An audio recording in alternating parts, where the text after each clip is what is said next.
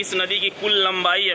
देखिए वहाँ पे देख के बारे में। हेलो एवरीवन, कैसे हैं आप सब? उम्मीद करते हैं आप लोग बहुत ही अच्छे होंगे। स्वागत है आप लोगों को मेरे आज के नए वीडियोस में। फ्रेंड्स, आज मैं एक बार पुनः जो है कोसी बैरेज जा रहा हूँ और देखते हैं कि वहाँ का हालात कैसे हैं, क्योंकि मैंने सोशल मीडिया पर देखा था काफ़ी कि आजकल बहुत फ्लड बाढ़ आए हुए हैं। तो देखते हैं कि वहाँ का क्या सिचुएशन है। तो आप लोग मेरे साथ वीडियो में बने रहिए और लास्ट तक वीडियो को जरूर देखिएगा। फ्रेंड्स, आप देख सकते हैं कि मेरे पीछे में अभी हम हैं इंडो नेपाल बॉर्डर पर, और अगर आप इंडियन हैं, बॉर्डर पर आते हैं, इंडो नेपाल बॉर्डर पर आते हैं, तो मैं आप लोगों को 2-3 चीज़ बता देता हूं ताकि आप लोग जब नेपाल क्रॉस करेंगे तो कोई दिक्कत ना हो। फ्रेंड्स, जब आप बॉर्डर पहुंचेंगे तो अगर आप गाड़ी के साथ हैं, अगर आप गाड़ी के साथ आइएगा तो आपको ड्राइविंग लाइसेंस, गाड़ी का ऑनर बुक, उसके बाद जूते, उसके बाद हेलमेट, इतना मस्ट है। और इतना चीज़ अगर नहीं रहेगा तो आप गाड़ी लेके अंदर जाइएगा तो खतरे में पड़ जाएगा। कई लोग बोलेंगे कि कोई दिक्कत नहीं होगा, पूरा नज़दीकी नेपाल में जाएंगे, तो ऐसा कुछ नहीं है। होने के लिए तो बहुत कुछ हो सकता है और नहीं भी हो सकता है, लेकिन इतना चीज़ मस्ट है। क्योंकि मैंने अभी कुनोली बॉर्डर क्रॉस किया है, अभी मैं नेपाल बॉर्डर पर पहुंचने वाला हूं। देख सकते हैं मैं अभी नेपाल बॉर्डर क्रॉस करूंगा और उधर जो है थोड़ा हट के थोड़ा सा कुनोली बॉर्डर है। मैं अभी मतलब इंडो नेपाल बॉर्डर के बीच में हूँ। उसके बाद आप जब नेपाल गाड़ी लेके जाएंगे तो आपको यहाँ पर गाड़ी का शुल्क देना होगा, उसको नेपाल में भंसार बोलते हैं।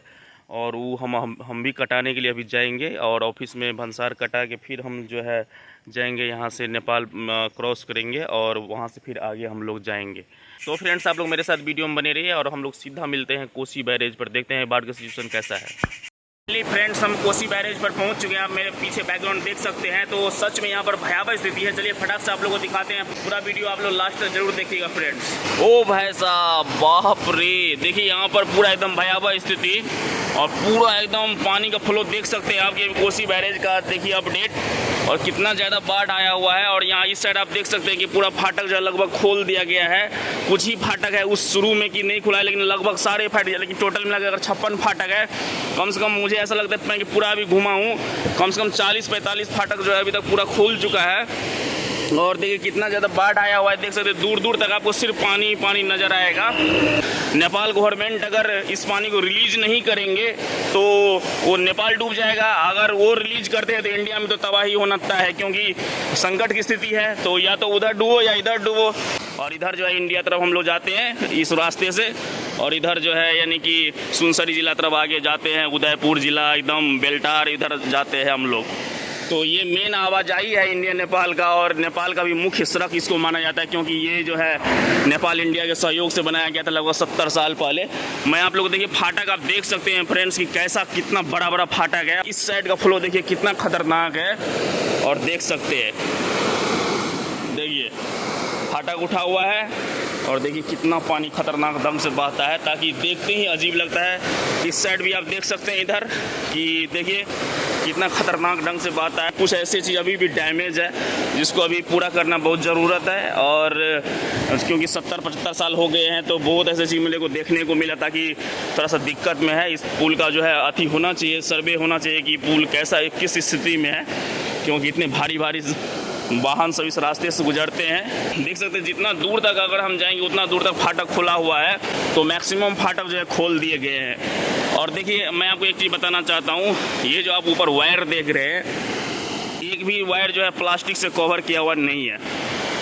तो अगर मान लीजिए अगर ये तार टूटता है बीच से, यहाँ पोल के पास से अगर तार टूटेगी तो फिर क्या होगा, पूरा पानी में करंट फैल जाएगा। तो ये प्लास्टिक कवरेड वायर होना चाहिए, जिस तरह से इंडिया में दिया जाता है तो ये होना चाहिए। देख सकते हैं बड़े बड़े बस सब जाते एकदम इधर धरान तरफ जा रहे हैं बस सब, मुख्य मार्ग कहा जाता है इसको। अभी हम 40वें फाटक के पास हैं फ्रेंड्स, और मैं आप लोगों को एक चीज़ दिखाता हूँ अभी कि देखिए यहाँ पर पानी निकल रहा है, यानी कि फाटक खुला हुआ है तो पानी निकल रहा है। देख सकते हैं कि इस फ्लो में, और इसी के जस्ट इस साइड है, यानी कि 40वें फाटक के इस साइड अभी पुवाड़ी साइड आते हैं, पूरब साइड आते हैं। देखिए यहाँ फाटक है क्लोज्ड, और देखिए इधर जब खुला हुआ था तो पानी सारा मूव करके इस साइड आ रहा है। यहाँ एक फाटक बीच में बंद है, इसलिए मैं आप लोगों को दिखाया कि यहाँ पर देख सकते हैं कि जो बंद है तो पानी फ्लो इधर से इधर मूव करता है, इधर मूव करता है, जिधर फाटक खुला हुआ है उधर मूव करता है सारा पानी। लेकिन देख सकते हैं कि कितना विकराल स्थिति है, और नेपाल साइड में किस तरह से पानी मतलब बारिश होते होंगे उधर, क्योंकि ये सारा पानी तो बारिश का ही पानी है। तो पहाड़ी इलाकों में किस तरह से बारिश होती है फ्रेंड्स आप देख सकते हैं। ये अभी 3-4 महीने इसी तरह से बाढ़ रहेगा। और यहाँ पर तो मुझे ऐसा लगता है कि मैक्सिमम चौड़ाई है कोसी नदी का। यहाँ पर कोसी नदी के बारे में फ्रेंड्स मैं आप लोगों को थोड़ा सा इन्फॉर्मेशन दे देता हूँ कि इस नदी की कुल लंबाई है फ्रेंड्स 729 किलोमीटर। और कोसी नदी नेपाल के हिमालय से निकलती है और इसको नेपाल में सप्तकोसी के नाम से जाना जाता है, क्योंकि ये 7 नदियों के संगम के प्रवाह से ये नदी बहती है कोसी नदी। और ये नदी कोसी नदी जो है बिहार में भीमनगर के रास्ते भारत में प्रवेश करती है। और जब गंगा में जो मिलती है ये कटिहार में जा कर के गंगा नदी में जाके मिल जाती है। और लोग टूरिस्ट टाइप से घूमने भी आते हैं कोसी बैरेज को देखने के लिए कि कितना फाटक है, कैसा है, पानी का फ्लो कैसा है। यहाँ पर कुछ लोग घूमने फिरने आए हैं और फ़ोटो शूट सब करा रहे हैं कि भाई साहब इतना एकदम मछली पकड़ने में मस्त है। और बहुत ज़्यादा यहाँ पर मछली मिलता है, लोग यहाँ पर पकड़ते रहते हैं बराबर मछली। एक बाप अपने बेटा और बेटी को लेकर के इस खतरनाक नदी में लकड़ी इकट्ठा कर रहे हैं। देख सकते हैं जो तैरती हुई लकड़ी है उसको पकड़ रहे हैं। ये चित्र देखना ये काफ़ी निंदनीय और दुखद है, और इसको हम क्या कह सकते हैं, ये गरीबी की परिभाषा बयां करती है। इन छोटे बच्चों की क्या गलती होगी अगर कोई दुर्घटना होगी तो। देख सकते हैं कितने बड़े लकड़ी पकड़े हैं। हालांकि मेहनत करते हैं ये अच्छी बात है, लेकिन ये खतरनाक है, काफ़ी रिस्की भी है। वहाँ देख सकते हैं कि कुछ दूरी पर, और जूम करके दिखाते हैं, वहाँ भी लोग लकड़ी पकड़ रहे हैं। देखिए पूरे जो है जंगल का लकड़ी है पूरा एकदम। और ये देख के आप क्या समझते हो कि पूरा लकड़ी रखा होगा और जब पानी उस जगह पर गए होंगे तो ये दहगा गया होगा। भाई जी कत घर पे यहाँ के? अच्छा तो ये लकड़ी यहीं के पकड़ने जैसे अगर की कर जलबै छी कि बेच लै छियै? दादी के छी यहाँ का लड़का छी? लड़का छी? अच्छा अच्छा। देखिए वहाँ पे देख के बार में छेद कर दिया। वाह क्या बात है, ज़बरदस्त एम है जी। ये देख सकते हैं सामने में ये कोसी बैरेज के पास जो मैंने अभी आपको दिखाया था उसका सहायक ये नदी हो गया, और इससे सीधा इंडिया की तरफ चला जाता है पानी। और देखिए पूरा ऑल फाटक जो है वो एकदम ओपन है, जगह जगह पर इस तरह का डैम टाइप से बना दिया है ताकि कोई दिक्कत ना हो। तो जिस हिसाब से पानी रिलीज करते हैं देख सकते हैं आप कैसा है। चलिए मैं आप लोगों को दिखाता हूँ कि कोसी नदी के किनारे जो कुछ लोग बसे हुए हैं उसका घर कैसा है, उसके आसपास उसके घर के सामने क्या रखे रहते हैं, उसका हालात कैसे हैं।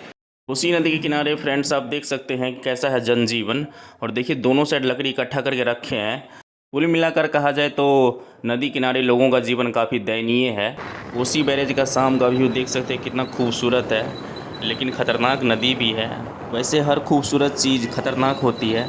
तो फ्रेंड्स आप लोग पूरा वीडियो के बारे में क्या सोचते हैं कमेंट में ज़रूर बताइएगा, और मेरे चैनल को आप लोग ज़रूर सब्सक्राइब कर लीजिए। मिलते हैं नेक्स्ट वीडियो में, तब तक के लिए बाय बाय, टेक केयर।